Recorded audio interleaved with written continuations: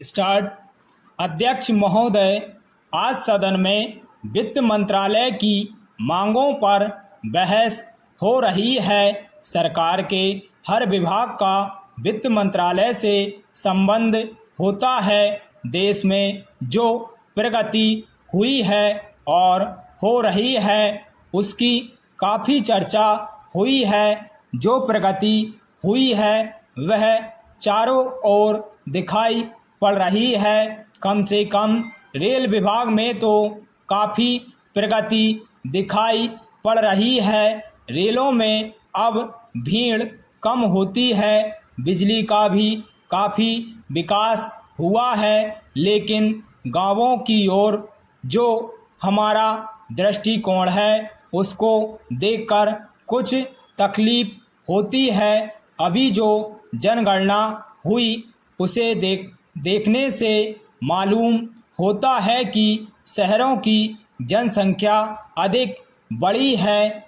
आज देहातों से लोग शहरों की ओर आ रहे हैं। हमारे राष्ट्रपिता ने कहा था कि लोग गांवों में बसें, गांव के जीवन को पवित्र करें। लेकिन स्वतंत्रता के 60 साल बीत जाने के बाद भी देहातों की तरफ न जाकर लोग शहरों की तरफ आते जा रहे हैं। इस प्रश्न पर हमें कुछ गंभीरता से विचार करना होगा। यदि देहातों में लोगों को सुख सुविधाएं मिलती जो आज शहरों में प्राप्त हैं तो लोग देहातों से शहरों की तरफ न दौड़ते बल्कि शहरों से देहातों की ओर जाते। पैरा देहात के जीवन में दो प्रकार की चीज़ें थी। एक तो जमींदारी प्रथा थी और दूसरे वे लोग थे जो रुपए का लेन देन करते थे। जमींदारी प्रथा समाप्त हुई जिससे लोगों को कुछ राहत मिली। जहां तक रुपए के लेन देन का प्रश्न है, पहले 25% तक ब्याज लिया जाता था, उसमें अब कमी हुई है। लेकिन कहीं कहीं पर तो अभी भी उतना ही ब्याज लिया जाता है जिससे कर्जा लेने वाला उनके चंगुल से नहीं निकल पाता।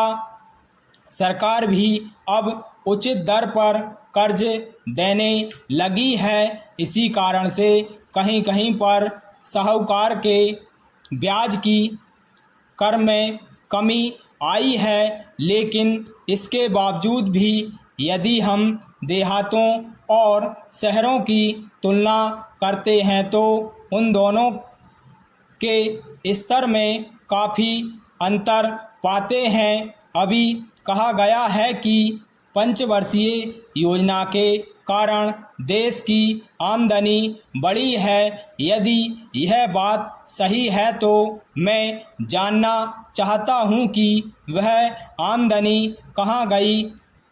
इस बात का पता लगाने के लिए सरकार से एक